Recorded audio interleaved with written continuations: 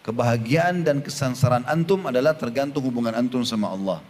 Kapan antum jaga hubungan sama Allah, demi Allah kebahagiaan akan datang. Walaupun antum tinggal di sebuah gubuk yang kecil, walaupun antum cuma makan roti yang kering.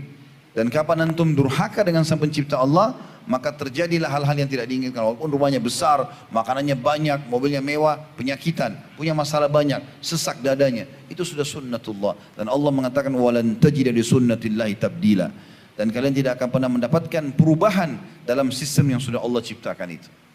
Orang-orang beriman, patuh kepada Allah, kalau kita ikuti langkah mereka sama dengan mereka. Para nabi-nabi, semua nabi sudah disebutkan bagaimana orang beriman bersama mereka selamat dan bagaimana orang-orang kafir di antara mereka dihukum oleh Allah.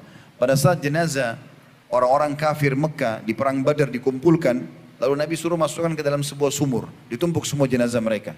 Lalu apa kata Nabi SAW dalam hadits Bukhari? Wahai fulan bin fulan, dipanggil, wahai Abu Jahal, wahai Umayyah bin Khalaf, wahai fulan, fulan, disebutkan nama-namanya. Apakah kalian sudah mendapatkan apa yang Tuhan kalian ancamkan buat kalian? Sesungguhnya, kata Nabi, aku telah mendapatkan apa yang Tuhan kun janjikan untukku. Artinya, karena aku beriman, Allah berikan kemenangan. Kalian sekarang mati dalam keadaan kafir, pasti kalian sudah dapatkan juga ancaman neraka itu.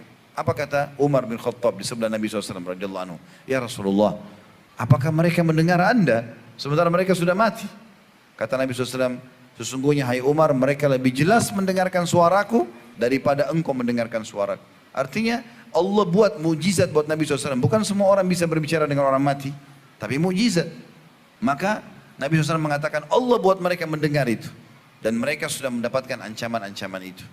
Ada juga buku teman-teman sekalian ditulis oleh Ibnu Rajab rahimahullah. Judulnya itu kalau tidak salah 559 kisah nyata alam barzah. Beli buku itu teman-teman. Sekian banyak kisah tentang kuburan orang-orang saleh, tidak sengaja digali, ditemukan masih utuh jenazahnya. Sekian banyak kuburan orang-orang fasik, ahli maksiat, digali penuh dengan siksaan. Waktu di zaman Muawiyah radhiyallahu anhu, salah satu sahabat Nabi yang mulia, tepatnya kurang lebih 50 tahun setelah perang Uhud. Kalau saya tidak salah terjadi ini di tahun 53, kalau saya tidak salah. Sempat ada mata air yang saluran airnya itu kalau mau ditarik untuk penduduk Madinah melewati kuburannya syuhada Uhud. Hamzah, Mus'ab, Abdullah bin Haram dan sahabat-sahabat Nabi yang lain di perang Uhud, 70 orang itu. Maka Muawiyah mengatakan, coba gali kuburan sebagian syuhada ini supaya saluran airnya bisa lewat, dipindahkan di tempat yang sekarang. Karena perintah khalifah, juga beberapa sahabat hidup zaman itu tidak melarang. Maka dilakukanlah. Subhanallah, di antara yang tergali adalah kuburannya sahabat yang mulia Hamzah dan juga Abdullah bin Haram dan Amr bin Jamuh. 3 sahabat ini yang terutama yang kena galian kuburan itu. Maka mereka memberikan kesaksian dan dinukil oleh para ulama hadis tentang kisah ini bahwasanya jenazah itu masih utuh dengan pakaiannya. Sampai Jabir bin Abdullah, ayahnya Abdullah bin Haram mati syahid di perang Uhud, mengatakan aku melihat jenazah ayahku waktu dia perang Uhud 50 tahun yang lalu. Itu menggunakan baju warna putih bergaris-garis hitam. Dan dia kena sobekan pedang itu di bagian pelipisnya. Mati syahid radhiyallahu anhu. Maka dia bilang, saya lihat ayahku masih utuh bajunya, seperti baju baru dipakai. Dan tangannya menutup pelipisnya pada saat dia meninggal. Kalau diangkat tangannya, darahnya ngucur. Itu kesaksian Jabir tentang ayahnya. Dan juga para sahabat yang hidup pada saat itu menyaksikan dengan mata kepala mereka sendiri. Itu ternyata Hamzah masih utuh. Dan ada sahabat-sahabat yang mengenal Hamzah. Karena baru 50 tahun, masih ada yang hidup pada saat itu. Dan mereka disebutkan dalam kisah-kisah ini, pada saat mau dicangkul, mau digali kembali kuburan, itu sempat cangkul menyentuh jempol kakinya Hamzah. Dan ternyata mengeluarkan darah. Setelah 50 tahun lebih. Tidak mungkin apa yang disampaikan Allah dan Rasulnya salah. Orang-orang beriman yang sudah tersentuh secara keyakinan akan sangat percaya dengan itu. Ada seorang Arab Badui masuk Islam teman-teman di zaman Nabi SAW masih hidup. Tergopoh-gopoh dia lari ke Madinah. Masuk ke Madinah, cari mana Muhammad, mana yang namanya Muhammad. Ada utusan Allah di sini? Ada. Datang, ya Rasulullah, saya mau syahadat. Langsung syahadat. Orang-orang pada tanya, kenapa? Tiba-tiba kok syahadat? Kayak orang yang takut, jangan sampai dia tidak sempat syahadat. Maka dia cerita. Dia bilang baru saja terjadi di padang pasir. Saya lagi mengembala domba saya, tiba-tiba ada seekor serigala yang mencuri 1 domba saya.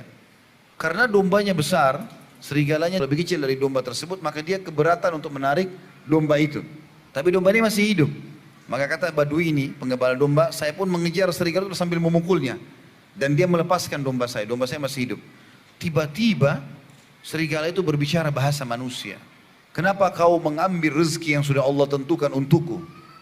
Ini kisah nyata dalam riwayat yang sahih. Maka berkata orang Badui ini, bagaimana bisa kau berbicara bahasa manusia? Kata serigala tersebut, apakah kau heran dengan aku bisa Allah mudahkan berbicara seperti ini? Sementara kau tidak merasa heran, di kota Madinah ada utusan Allah datang dan masih ada orang yang tidak mengikutinya. Maka gara-gara itu, dia meninggalkan gembalanya lalu pergi syahadat. Waktu Nabi SAW sampaikan, orang-orang pada terdiam. Apa kata Nabi SAW? Ketahuilah, aku, Abu Bakar dan Umar percaya itu. Artinya apa? Kalian harus percaya informasi ini. Kalau tidak percaya sudah, ini 3 orang ini pasti percaya. Maka orang semua, oh ini berarti kejadian nyata. Orang percaya ini adalah syahadat. Salah satu sahabat Abu Tamim Ad-Dari radhiyallahu anhu, itu seorang Nasrani. Dia pernah naik kapal. Ini sebab dia masuk Islam radhiyallahu anhu. Dalam riwayat Bukhari panjang lebar tentang kisah Dajjal. Mungkin 3-4 lembar atau lebih kisah tentang Tamim Ad-Dari radhiyallahu anhu. Dihantam ombak kapalnya, tertampar sebuah pulau. Dia lihat ada hewan, badannya semua bulu. Kemudian bisa bicara bahasa manusia. Kemudian dia ketemu sama Dajjal di tengah-tengah pulau itu. Ringkas cerita, ketemu sama Dajjal, lalu Dajjal salah satu statementnya mengatakan, apakah kalian sudah beriman kepada Nabi yang keluar jazirah Arab itu? Mereka mengatakan belum. Kata Dajjal, pulanglah, berimanlah kepadanya, karena aku akan keluar nanti di akhir zaman menyebarkan fitnah. Maka tiba-tiba mereka pulang langsung ke Madinah. Waktu saat itu Nabi SAW baru ceritakan kepada para sahabat tentang Dajjal. Akan keluar akhir zaman nanti ada Dajjal buat fitnah dan segala macam. Sebelum salam kita baca Allahumma inni a'udzubika min fitnatil masih Dajjal. Nabi SAW jelaskan semua. Data Tamim dari syahadat, ceritakan ya Rasulullah, saya masuk Islam gara-gara ini.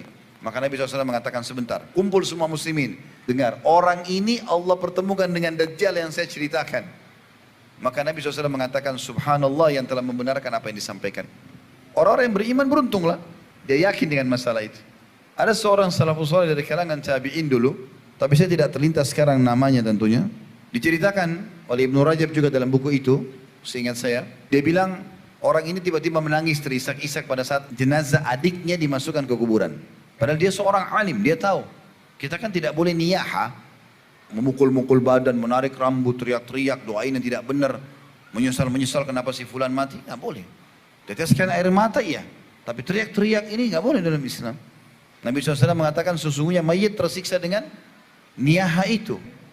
Maka orang ini pulang, dia nggak bisa kontrol dirinya, terisak-isak nangis. Murid-muridnya pada katakan, wahai imam, wahai guru kami, bukankah anda menyampaikan kalau Nabi SAW melarang untuk seperti ini? Bagaimana bisa anda lakukan? Apa yang anda khawatirkan? Maka kata dia, kisahnya demi Allah dia bilang, waktu kalian tadi ikut mengantar adik saya ke kuburan, kemudian kalian meninggalkan saya tertinggal sendiri dengan niat ingin mendoakan adik saya. Pada saat sudah tidak ada di kuburan kecuali saya sendiri, saya mendengarkan teriakan minta tolong dari dalam kuburan adik saya dan saya kenal itu suara adik saya. Maka dia bilang saya pun menggali kuburan tersebut. Tiba-tiba pada saat saya tiba di jenazahnya, saya temukan di atas dada adik saya rantai besi yang masih menyala dengan api, merusak tubuhnya. Maka aku pun berusaha untuk menarik rantai tersebut dan lihat ini telapak tanganku. Semuanya jadi luka bakar. Maka aku pun menangis karena melihat bagaimana kondisi adikku yang sedang disiksa. Dan sekian banyak kisah berhubungan dengan masalah itu. Nabi SAW melewati kuburan, lalu mengatakan 2 penghuni kuburan ini sedang disiksa. Kita nggak bisa lihat, tapi wahyu menyampaikan. Dan mereka berdua disiksa bukan karena hal yang dianggap besar, tapi itu besar sebenarnya di sisi Allah. Yang satu suka adu domba, membuat orang berantem satu sama yang lain. Yang satu tidak cebok pada saat kencing. Fenomena-fenomena ini teman-teman, fakta-fakta yang Allah Subhanahu Wa Taala dan Nabi Muhammad SAW sampaikan. Dan sekian banyak tentunya berita-berita seperti ini.